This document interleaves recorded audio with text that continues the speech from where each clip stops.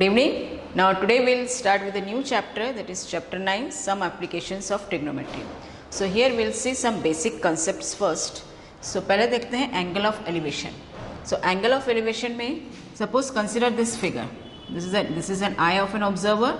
This is the top of the minar. C is the top of the minar. This is the minar. BC is the minar and C is the top of the minar. Now suppose the observer is standing at point A, so this become AB become the horizontal level. ये हो गया उसका horizontal level. अभी क्या कर रहा है ये observer? He is looking at the top of the minar. वो point A से क्या कर रहा है? He is looking at the top of the minar. C पे देख रहा है. So AC become the line of sight. AC क्या हो गया? Line of sight. और जो angle formed हो रहा है between the line of sight and horizontal level, that is the angle theta, that is CAB, that is angle theta. This angle is called as the angle of elevation. This is called as the angle of elevation. ये देखो elevation, जब हम किसी भी building का elevation देखते हैं तो हम ऊपर देखते हैं उसका elevation देखने के लिए, ठीक है. तो सेम वे यहाँ पे angle of elevation जो रहेगा वो नीचे से ऊपर देखना है आपको. So in angle of elevation, the line of sight is above the horizontal level. It is above the horizontal level. Then angle of depression. ये देखो जब अपन डिप्रेशन में आते हैं तो क्या करते हैं, मुंडी नीचे हो जाती है, नीचे देखते हैं हम. So same way यहाँ पे देखो, यहाँ पे क्या है, suppose the observer is sitting on the balcony and ये यहाँ पे बैठी है तो this become the horizontal level. तो ये हो गया उसका horizontal level, ठीक है. Now the girl is watching an object which is placed on the ground. वो यहाँ से क्या, she is looking at the object which is placed on the ground. तो यहाँ से वो देख रही है ये object के ऊपर. So ये SL जो हो जाएगा, it becomes a line of sight, ठीक है. And the angle which is formed between the horizontal level and line of sight is called as the angle of depression. तो इसमें angle of depression कौन सा है? PSL. This is angle theta is the angle of depression, ठीक है. और ये देखो horizontal level और ये जो object जहाँ पे place किया है ground level, ये दोनों भी parallel रहेंगे. So since these line are parallel and we take this as a transversal, तो ये दोनों भी angle equal हो जाएगा. तो ये आ जाएगा PSL equals to SLR by alternate interior angles, ठीक है. So here theta is called as the angle of depression. Angle of depression में horizontal level ऊपर रहती है और angle of elevation में horizontal level नीचे रहती है, ठीक है. So here the line of sight is below the horizontal level. यहाँ पे line of sight कहाँ है? It is below the horizontal level. So that is called as the angle of depression. So based on this two, angle of elevation and angle of depression, we'll solve the examples. तो इसमें सबसे पहला example देखो, सबसे पहला example में आपको दिया हुआ है, a tower stands vertically on the ground, then from a point on the ground which is 15 meter away from the foot of the tower, the angle of elevation of the top of the tower is found to be 60 degrees. क्या बोल रहा है यहाँ पे? From here the AB is the tower which is standing vertically on the ground. Then from a point on the ground, C is a point which is on the ground, a point on the ground which is 15 meter away from the base of the tower. ये base हो गया, B is the base of the tower.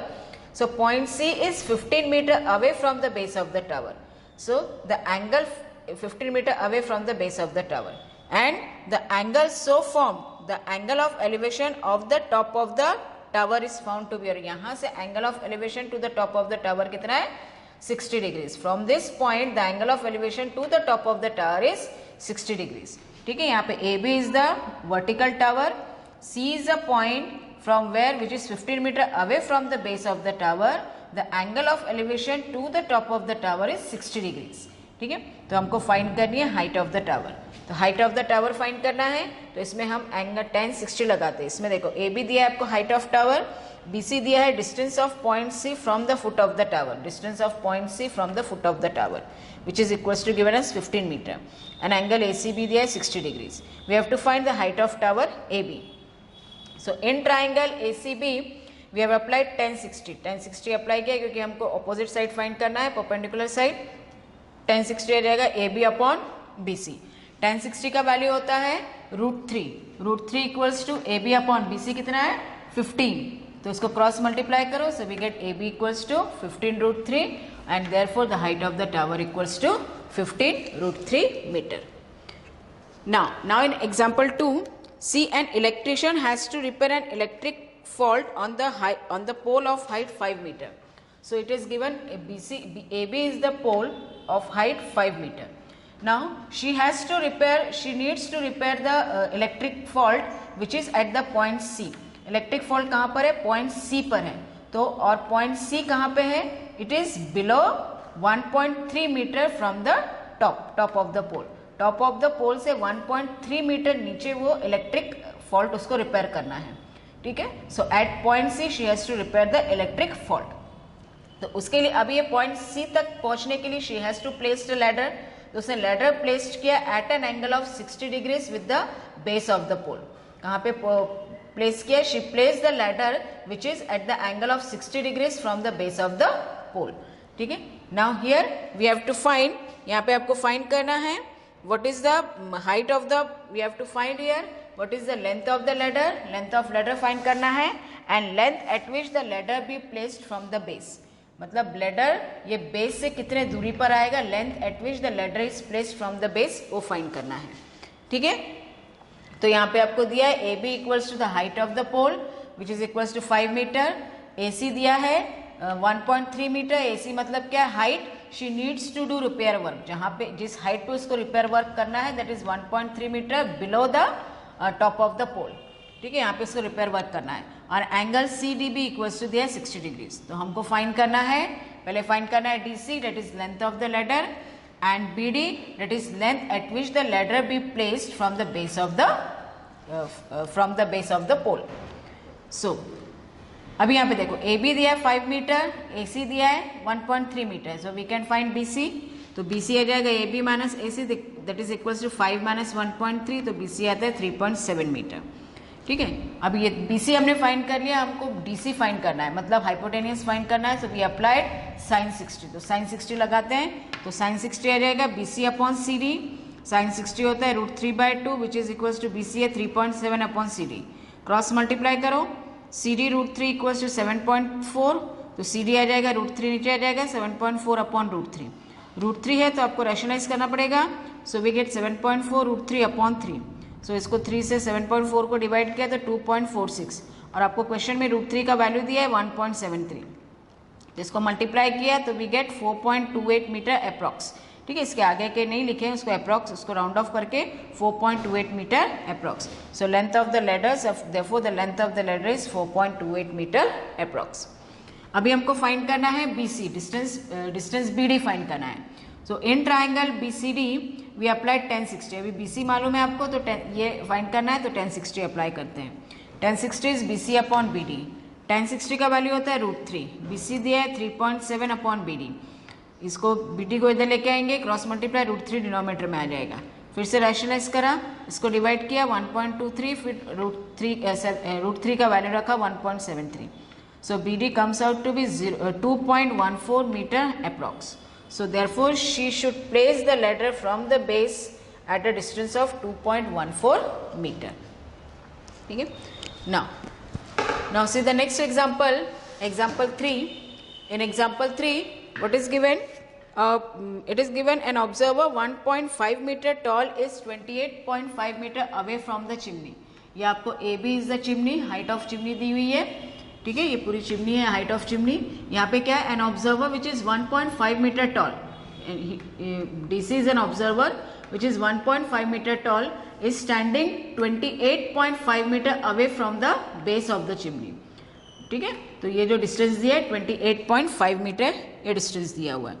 Then the angle of elevation of the top of the chimney from his eye, from her eye. So angle of elevation from the top of the to the top of the chimney from her eyes. तो ये observer है, इसका eye यहाँ पे है. So from her eye to the top of the chimney the angle of elevation is 45 degrees. Angle of elevation दिया है 45 degrees. So angle A D E equals to दिया आपको 45 डिग्रीज.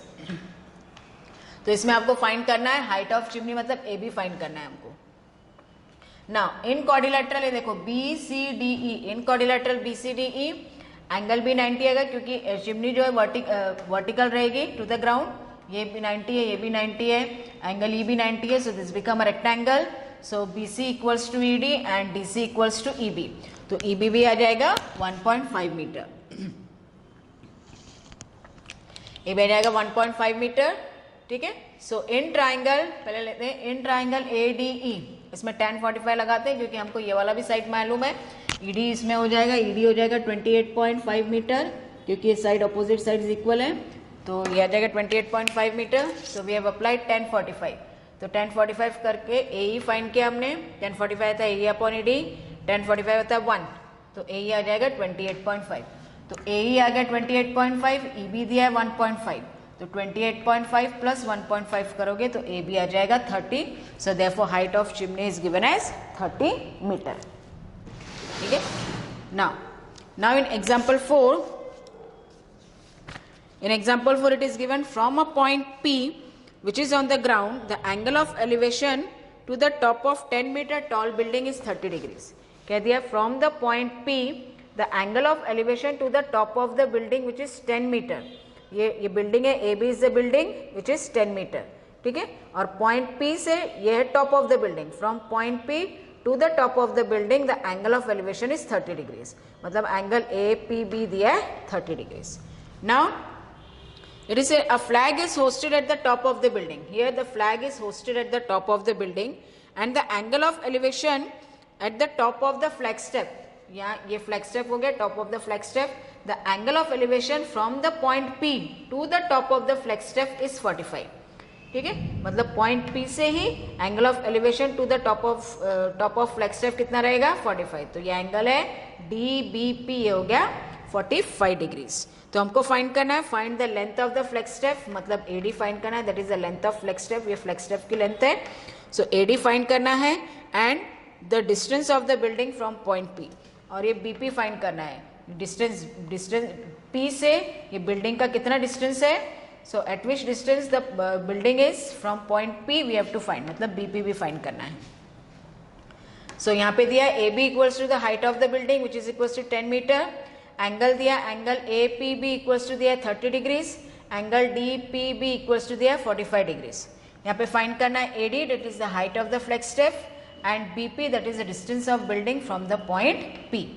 सो पहले हमने in triangle A P B में tan 30 लगाया, tan 30 लगा के बी पी फाइंड किया, tan 30 equals to A B upon B P, tan 30 रहता है 1/√3, तो बीपी आता है, क्रॉस मल्टीप्लाई किया तो इधर मल्टीप्लाइड हो जाएगा tan√3, तो √3 का वैल्यू दिया आपको 1.732, तो ये आ जाएगा 17.32 मीटर।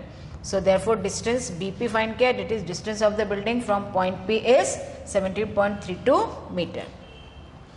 अभी length of flag staff find करना है, तो length of flag staff find करने के लिए हमने पहले ये ट्राइंगल में tan 45 लगाया, in triangle D P B tan 45 equals to B D upon B P, tan 45 होता है 1, बी डी देखो बी डी क्या है, B A plus A D, A B plus A D, A B दिया आपको 10, A D दिया 10, A D find out करना, तो ए डी को ए डी लिखा, बी पी लिखा है tan√3, यहाँ पे 10 है तो tan√3 लिखो, पॉइंट वाला ये वैल्यूज मत लिखो, tan√3 लिखो।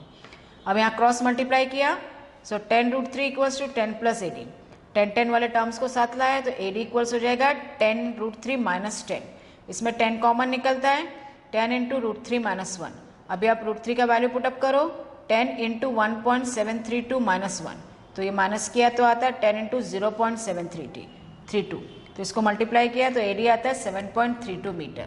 सो therefore length of flag step is 7.32 metre. Okay, thank you.